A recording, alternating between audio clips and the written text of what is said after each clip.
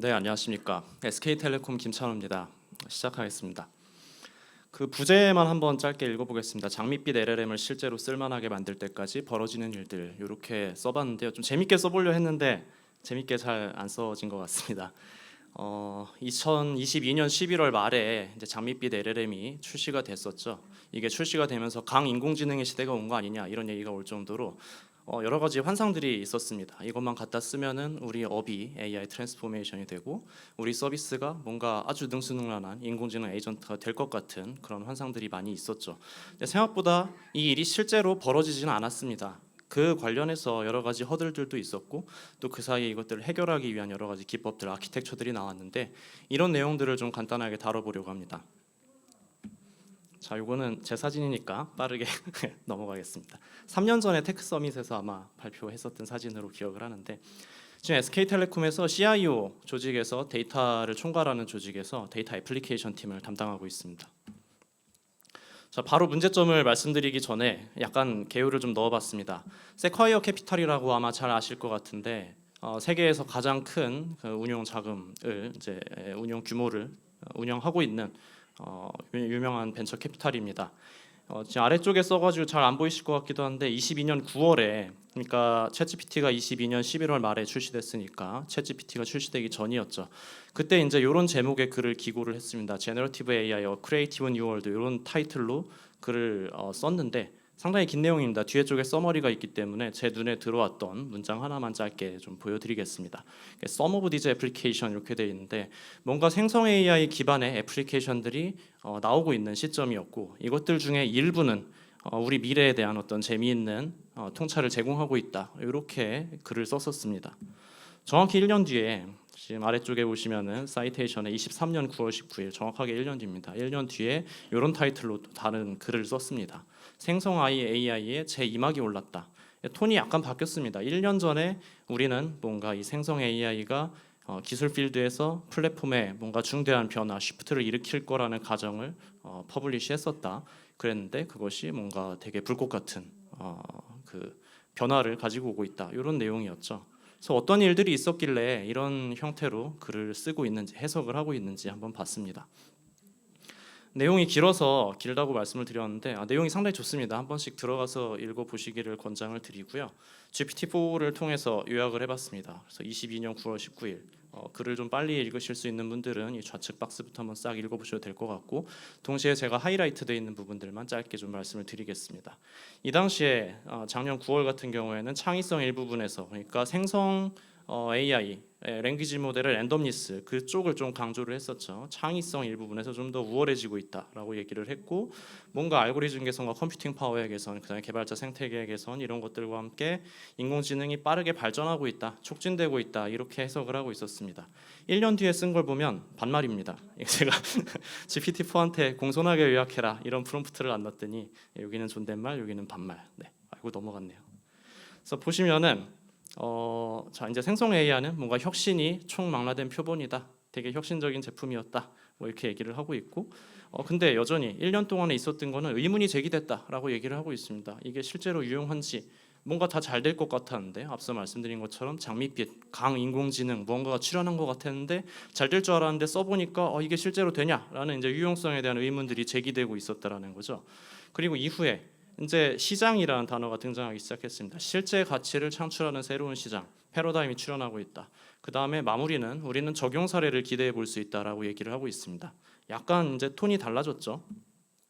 그래서 1년 동안 일어난 변화를 간단하게 보겠습니다. 이 좌측이 이제 22년 9월, 그 다음에 우측이 1년 뒤에 나온 그 그림이 되겠습니다.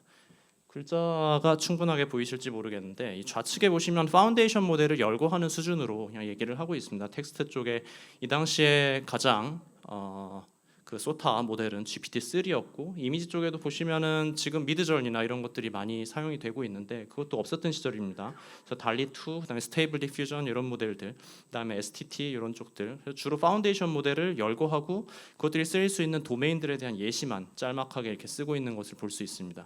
우측으로 보시면은 이제 바뀌었죠. 우리 흔히 얘기하는 스택 구조가 됐습니다. 제일 아래쪽에 이제 파운데이션 모델 각 도메인별로 적용 가능한 파운데이션 모델들이 있고 그 위에 이제 이것들을 서빙하기 위한 컴퓨팅 인프라, 이것들을 관리하기 위한 툴들, 이것들을 체이닝해서 애플리케이션을 만들기 위한 랭체인이나 이런 프레임워크들, 그 다음에 개별 애플리케이션 레이어 혹은 그것들을 운영하고 모니터링하기 위한 유틸리티까지 이런 스택 형태로 발전을 했습니다. 1년 사이에 이런 많은 변화들이 있었던 거죠. 그래서 이제 제 시장이라는 단어가 출현하고 있다라고 말씀을 드렸는데 제너러티브 AI 마켓 맵이라고 이제 실제 시장 지도를 그리기 시작하고 있습니다. 이 제일 아래쪽에 프로슈머라고 되어 있고 엔터프라이즈, 컨슈머 이렇게 되어 있는데 기존의 파운데이션 모델들이 그냥 열거되어 있던 것 대비 이제 파운데이션 모델을 직접 서비스하는 업체들 그리고 이걸 한 단계 랩핑해가지고 다른 형태로 서빙하는 여러 가지 서비스들 그 다음에 약간 좀 제너럴한 엔터프라이즈 향의 서비스를 제공하는 기업들 그리고 버티컬 영역에서의 플레이어들 그다음에 B2C 관점의 서비스들 이런 것들이 이렇게 폭발적으로 생겨나고 있습니다. 그래서 앞서 보시면은 실제 가치를 창출하는 적용 사례를 기대할 수 있다 이렇게 돼 있었는데 그럼 가치를 창출한다 실제로 쓰인다라고 하면 프로덕션 레벨이죠. 프로덕션 레벨의 LLM 애플리케이션을 만든다라고 했을 때 생각보다 챌린지들이 되게 많습니다. 몇 가지 많은 챌린지 중에 한 대표적으로 언급이 되는 한 6개, 7개 정도 키워드들을 들고 온 거고요. 먼저 말씀드리고 싶은 거는 이것들이 그러니까 완전히 미시하게 정의된 게 아니다. 그러니까 이들 사이에도 충분한 교집합 영역들도 있고요.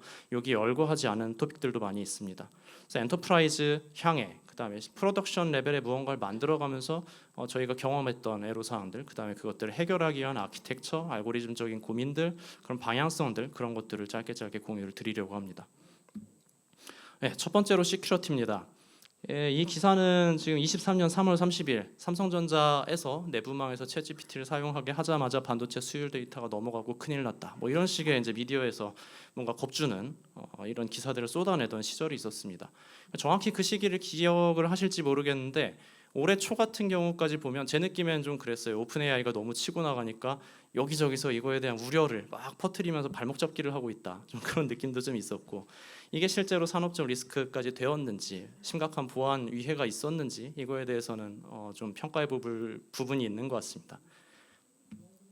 대표적으로 이렇게 이 주황색 좀 진한 거 두 가지 어떤 챌린지들이 있는 것 같습니다. 기본적으로 기업의 내부 정보가 유출되지 않나 이 AI 에이전트라는 걸 사용하면서 우리 내부 직원들이 집어넣는 인풋 데이터 그 다음에 생성되어 나오는 아웃풋 결과 이것들 관련해 가지고 뭔가 우리의 유시지들을 그들이 저장하지 않을까 그걸 저장해서 뭔가 학습에 재사용하고 그걸 통해서 다른데 이제 이 생성이 되면서 이런 내용들이 유출되지 않을까 이런 공격들이 있었고 그 다음에 LLM 서비스를 이 내부에서 쓰게 제공을 하다 보면은 결과적으로 퍼블릭 IP망을 통해서 보안이 확보되지 않은 네트워크를 통해서 이 데이터가 어디로 흘러가지는 않을까 이런 이제 우려들이 대표적으로 좀 있었고요. 그다음에 요거보다 이제 또 앞서서 반대쪽 측면에서 관리하는 입장에서는 서비스에 대한 모니터링, 오디팅이 가능한가? 사실상 지금까지도 많은 서비스들이 그러는데 좀 블랙박스처럼 서비스가 제공이 되고 있죠. 그래서 이런 우려들이 있었습니다. 당시에 저희가 이걸 도입을 검토를 하면서 결과적으로 애저 오픈 AI를 선택을 했었는데 사전에 먼저 좀 말씀을 드리고 싶은 거는 제가 MS를 세일즈하는 사람이 아니기 때문에 마이크로소프트의 입장을 대변하거나 그런 부분은 전혀 없음을 미리 말씀을 드리겠습니다. 그래서 오픈 AI의 챗GPT, GPT-4 이런 것들을 사용할 수 있는 물리적인 방법은 현재까지도 두 가지 방법이 있습니다. 애저 클라우드 위에서 서빙되는 오픈 AI 모델을 이용하거나 퍼블릭 오픈 AI를 그대로 이용을 하는 거죠.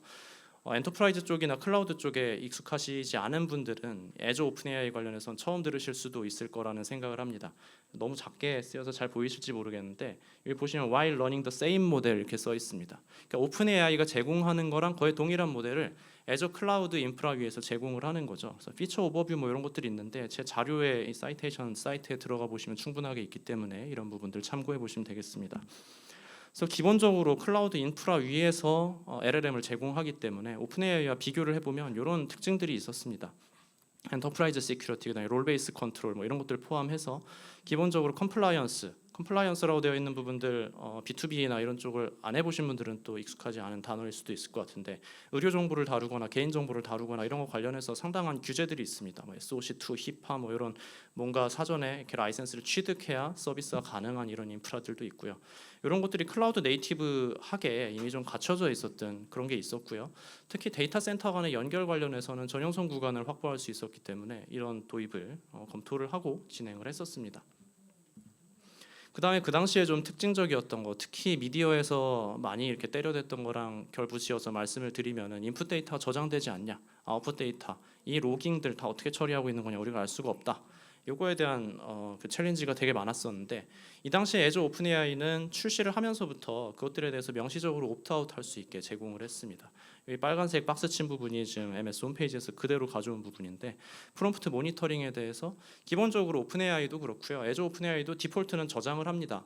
목적을 한 두어 가지 정도 얘기를 해요. 이 서비스의 개선을 위해 활용하겠습니다. 그 다음에 뭔가 우리 모델에 위해를 가하지 않는지, 나쁘게 사용하지 않는지 이걸 모니터링하겠다. 30일에서 어떤 업체 같은 경우 90일까지 저장을 하고 필요에 따라서 이거는 휴먼 리뷰 프로세스를 탈 수도 있습니다. 이렇게 되어 있습니다. 근데 이거에 대해서 이제 명시적으로 옵트아웃을 제공을 하는 거였죠. 그 다음에 컨텐츠 필터링 옵트아웃 이런 게 있었는데, 이것도 좀 엔터프라이즈 서비스를 만드는 데 있어서는 재밌는 포인트였습니다. 여러 가지 사례가 있을 수 있는데, 뭐 저희가 경험한 것보다 좀 제너럴한 어떤 케이스를 말씀을 드리면은, 예를 들면은 우리 게임, 총싸움이든 뭐 턴제 게임이든 게임을 하는데 채팅들을 많이 하지 않습니까? 근데 어린 친구들이 이렇게 하다 보면 감정이 격해져서 뭔가 이렇게 비속어를 써가면서 친해지기도 합니다. 야, 이 동물의 자녀야, 숫자의 자녀야, 뭐 너희 부모님 건강하시니, 뭐 이런 걸 하면서 이제 막 싸운다는 거죠. 이거를 필터링을 해야 돼요. LLM을 써서 이거를 뭔가 필터링 한다고 해보자고요. 인풋에 이런 욕설이 딱 들어가면은 그 에러 코드가 떨어져요. 알고리즘에 의해서 필터링 됐습니다. 이렇게. 이거를 핸들링 해가지고 분류를 해서 뭔가 처리를 하든 뭐 이런 조치를 해야 되는데, 내가 알 수 없는 블랙박스 모델에 의해서 이게 필터링 돼 버린다는 거죠. 그래서 이런 걸 핸들링하기 위해서도 컨텐츠 필터링 같은 거에 대해서도 옵트아웃을 하는 필요가 좀 있었습니다. 그래서 애저 오픈 AI 같은 경우에 이런 특징이 있었고, 상대적으로 오픈 AI가 LLM 중심으로 좀 이렇게 집중해서 발전을 시키다가, 지금 돌아보면 얼마 전에 오픈 AI 개발자 데이에서도 그 되게 많은 발전들이 있었죠. 엔터프라이즈들을 실제적으로 공략을 하기 시작했고, 이 앞서서 보여드린 이런 많은 컴플라이언스 관련한 이슈들도 해결을 해 나가고 있습니다. 그래서 이런 피처들 중심으로 뭔가 내 애플리케이션의 특징, 타겟 고객의 특징, 구성해야 되는 인프라의 성격, 이런 거에 따라서 좀 고려해 볼 포인트가 있다라고 말씀을 드릴 수 있겠습니다. 네, 다음으로 할루시네이션 그리고 컨트롤러빌리티랑 좀 묶어봤습니다. 결과적으로 좀 비슷한 관점에 문제가 있는 건데요. 이거는 23년 2월입니다. 구글 바드가 시연회를 할 때, 그때 우주항공 관련된 질문이었던 걸로 기억을 합니다. 제 기억엔 제임스 웹 망원경 관련한 질문이었는데, 거기에 대해서 좀 다른 답을 내가지고 이날 구글 그 주가가 한 10% 빠졌죠. 야, 너네 뒤늦게 내놓더니 성능이 이렇게 안 좋냐, 이런 공격을 막 당하면서 망신을 당했습니다. 이때 이제 할루시네이션 이슈가 있었던 건데, 다 비슷한 내용인데 대략적으로 이렇습니다. LLM이 오답을 만들어내면 어떻게 하냐, 없는 사실을 꾸며내면 뭐 사실 같은 얘기죠. 그다음에 내부 자료나 최신 자료를 힌트로 좀 던져주고 여기에 최대한 답변을 그라운딩 시키고 싶다, 이런 니즈가 있을 수 있고, 어떻게 답변을 조금 더 정확하게 끌어낼 수 있을까, 어떻게 원하는 스트럭처로 답을 받을 수 있을까, 이런 문제들이 있습니다.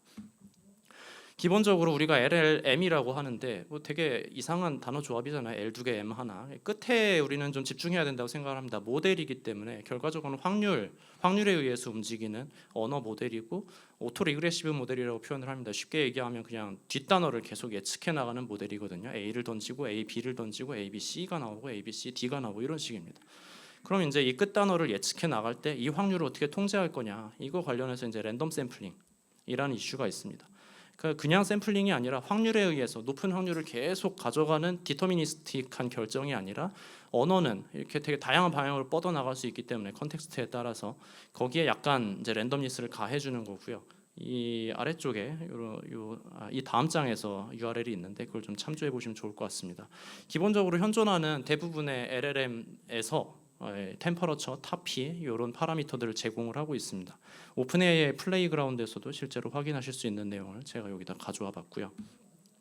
그래서 그 유명한 파라미터 두 개를 아주 개념적으로만 짧게 설명드리면 뭐 이런 식으로 설명을 할 수 있을 것 같아요. 이제 플랫 디스트리뷰션, 피크 디스트리뷰션 이렇게 돼 있는데, 이 보시면은 자, she said, I never까지 나왔고, 뭐 thought, knew, had 뭐 중줄줄 나옵니다. 0.08 여기까지 I never 다음에 나올 수 있는 단어 셋이 이런 정도인데, 확률적으로 이런 분포를 가지고 있다. 0.08 되게 낮은 확률, 이 절대값 기준으로 큰 차이가 나지 않는 분포를 가지고 쭉 깔아져 있죠. 근데 이쪽을 이제 거꾸로 보겠습니다. 좀 다른 형태의 분포를 가지고 있는데, I ate the pizza while it was still까지 했는데 핫이 제일 높고 뭐 예를 들면 뭐 고잉, 쿨 이런 거 엄청 낮죠. 이거를 아까 말씀드린 것처럼 디터미니스틱하게 다음 거를 예측해 간다라고 하면은 이 좌측 거 같은 경우는 소우트가 무조건 선택이 될 거고요. 우측 거 같은 경우는 핫이 선택이 됩니다. 근데 여기서 약간 랜덤 샘플링을 가하기 위해서 이걸 뭐 짐 싸는 문제 같은 걸로 좀 정의를 해보자고요. 한 0.5kg 정도 되는 가방에다가 우리가 0.5가 될 때까지 무거운 거부터 집어넣는 거예요. 여기는 이제 0.08 미치니까 한 6, 7개 이상 들어오겠죠. 그 가방에 다 넣고 나면 가방이 찰 거예요. 그 안에서 가방을 찰찰찰 흔들어 가지고 하나를 꺼냅니다. 이런 개념 이제 탑피가 0.5라고 하면 이런 식으로 동작을 하게 되는 거고요. 탑피가 0.5라고 했을 때도 이런 식으로 되게 명확한 확률이 이렇게 딱 튀는 친구들이 있으면 이 0.5라는 가방에다가 핫이라는 단어 갖다 집어넣으면 꽉 차겠죠. 그래서 이런 게 이제 랜덤리스가 좀 제어가 되는 그런 파라미터, 탑피라는 파라미터의 의미가 되겠습니다. 템퍼러처는 스케일링 파라미터라고 얘기를 하는데 방금 이제 절대값 기준으로 0.5가 될 때까지 줄 세워서 채운다. 그리고 흔들어 꺼낸다. 이렇게 말씀을 드렸는데 이 절대값의 차이를 줄여주는 거예요. 템퍼러처 같은 경우는 얘를 우측에서 좌측으로 이렇게 확 눌러버린다. 몇 배를 누를까? 2분의 1, 4분의 1 이런 이제 옵션들을 줄 수 있는 거죠. 그러면 0.5짜리 가방에 얘만 넣어도 꽉 차던 상황이었는데 얘를 확 눌러놓으면은 다른 친구들도 들어올 여지가 생깁니다. 이런 식으로 이제 랜덤 샘플링을 좀 제어할 수 있는 파라미터를 제공을 하고 있습니다. 자, 그다음에 이제 레그라고 불리는 앞서서 세션에서 이제 충분히 설명이 돼서 빠르게 스킵할 수 있을 것 같습니다. 이 되게 생소한 단어도 유명해졌는데 사실은 2021년에 NLP 태스크 오픈 도메인 QA 태스크라고 보통 표현을 합니다. 이렇게 특정한 시험 범위를 정해주지 않고 뭔가를 물어봤을 때 이걸 잘 해결하기 위해서 어떻게 아키텍처를 구성할까, 알고리즘 어떻게 가져갈까, 대충 그런 내용이고요. 앞서 설명이 많이 됐기 때문에 넘어가 보겠습니다. 요거 이제 이런 알고리즘 베이스를 어떻게 기술적 컴포넌트들로 엮어서 플로우를 만들 수 있는지 레퍼런스 아키텍처를 하나 가져와 봤고요. 앞서와 좀 중복이 없는 부분 조금 더 말씀을 드리면은 이제 캐시라는 거에 대해서 우리 고려를 해볼 수가 있습니다.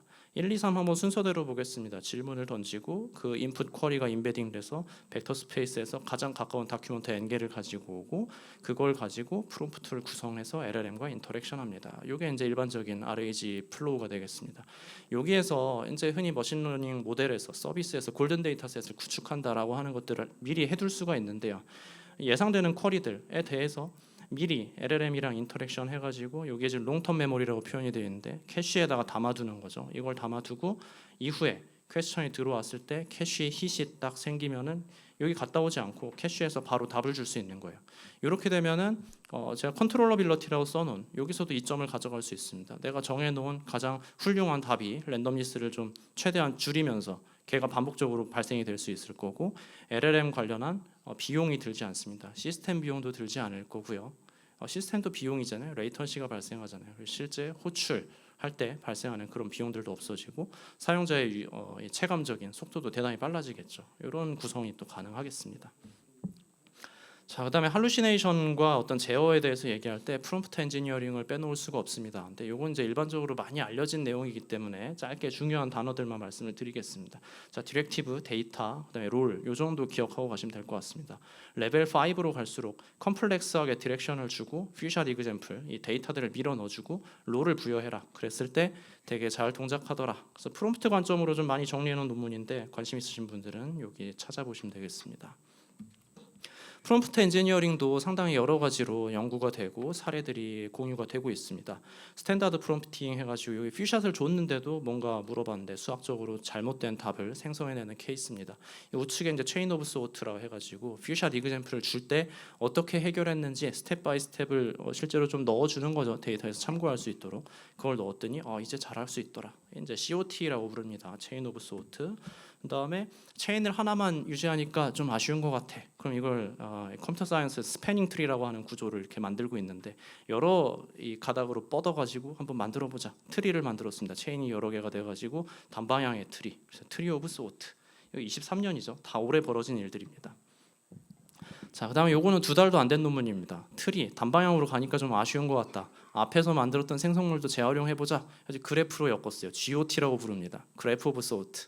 이거 말고도 되게 웃긴 것도 많아요. 뭐 take a deep breath and work on this step by step. 뭐 이걸 넣었더니 뭐 되게 잘 동작하더라. 그러니까 뭐 우리말로 하면 그거죠. 야, 한숨 크게 좀 들이마시고 천천히 대답해봐 했더니 성능이 올라갔어. 이거 2달도 안 된 내용입니다. 실제 논문으로 출판이 됐고요. 그다음에 2주도 안 된 또 재밌는 내용이 있습니다.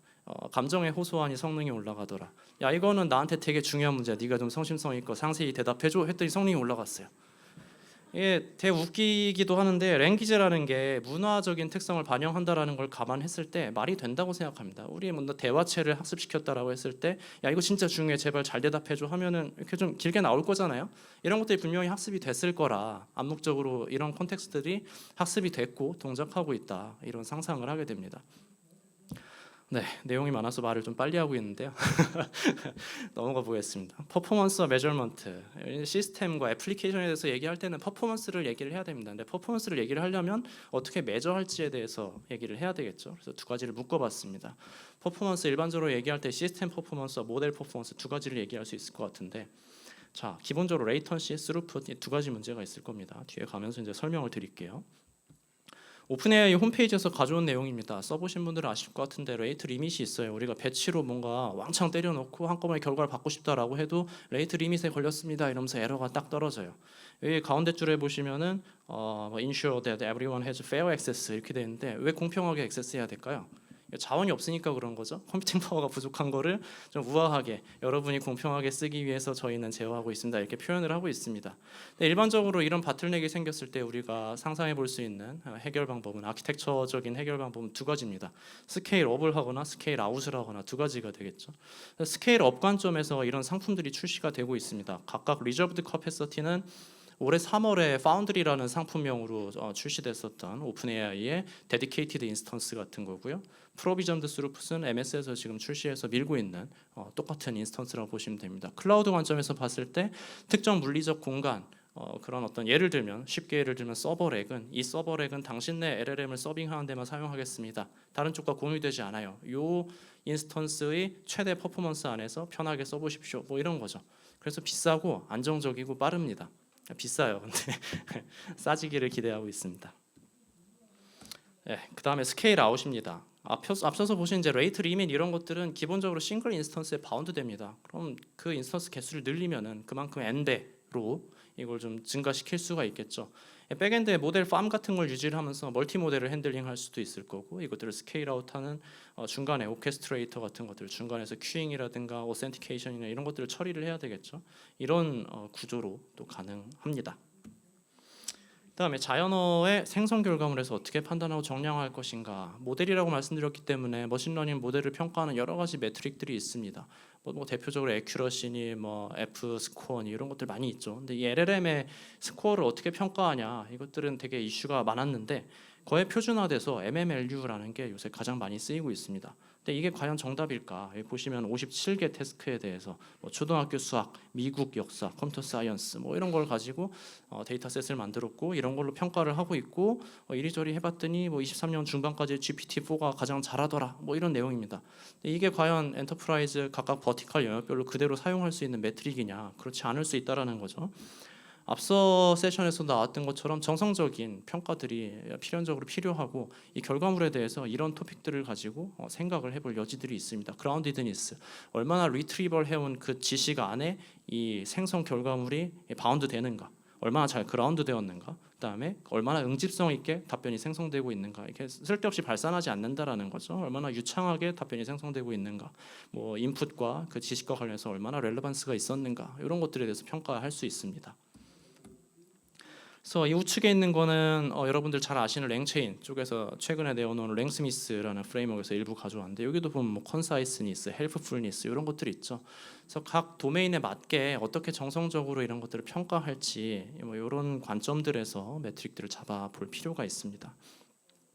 자, 액셔너빌러티, 피드백, UX 이렇게 해놨는데, 자, 엔터프라이즈 애플리케이션, B2C도 마찬가지입니다. 실제 AI가 우리가 계속 챗봇만 만들 게 아니라고 하면 어떻게 액션하게 만들 것인가, 이거와 관련된 고민들이 있고, 이걸 해결하기 위한 솔루션들이 나오고 있습니다. 플러그인 아키텍처, 펑션 콜링 이런 것들이 있고, GPT끼리 엮어가지고 뒷단에 뭔가 파이썬 커널 같은 걸 연결을 해서 에이전트처럼 돌아가게 만드는 프레임워크 이런 것들이 나오고 있고요.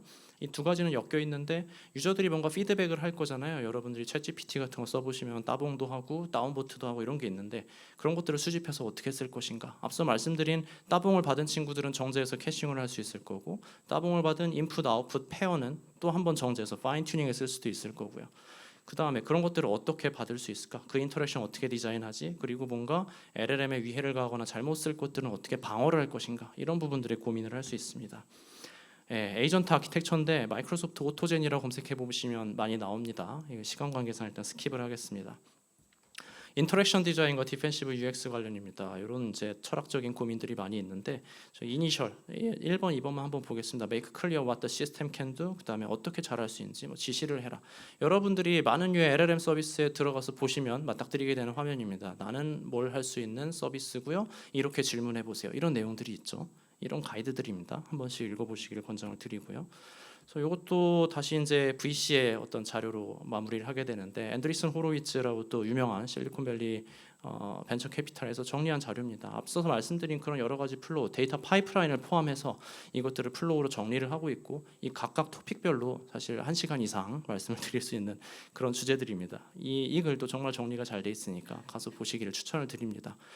LLM 활용의 어려움과 한계, 그다음에 이걸 극복하기 위한 방향성들에 대해서 좀 주로 말씀을 드렸는데 그것들을 지속하는 동시에 여전히 이제 파운데이션 모델 자체도 엄청나게 빠르게 발전을 하고 있습니다. GPT-5와 관련한 얘기도 이미 나오고 있고 지금 현재 기준으로는 제일 핫한 모델은 GPT-4V인 것 같아요. 프롬프트로 이미지를 던져준 겁니다. 멀티모달이 돌고 있는 거죠. 존맛탱이라고 써진 걸 던졌더니 이건 코리안으로 쓰였고요. 딜리셔스 푸드입니다. 이렇게 돼 있습니다. 이게 약간 문화적인 게 좀 빠져 있기는 하죠. 영어 기준으로 이렇게 학습을 하다 보니까 존나가 딱 들어가 있으면 이건 awesome, 뭐 crazy를 이렇게 나와야 되는데 그냥 delicious food 되게 건조해졌어요. 이런 게 좀 문제가 있긴 한데 멀티모달을 훌륭하게 처리를 하고 있습니다. 이런 케이스, 자, 이 남자는 이 차보다 큽니까? 라고 했더니 원근감 때문에 그냥 인지하는 게 좀 커 보일 수 있어요. 이렇게 얘기를 하고 있는 거죠.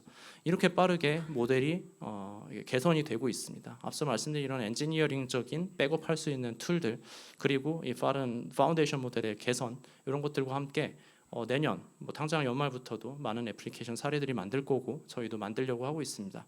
그래서 혹시 주변에서 LLM을 둘러싸고 프로덕트를 만들기 위해서 고생하는 선배, 동료, 후배가 있으시면은 고생한다고 다독다독 해주시면 좋은 제품들을 내년에 많이 볼 수 있지 않을까 기대를 하고 있습니다.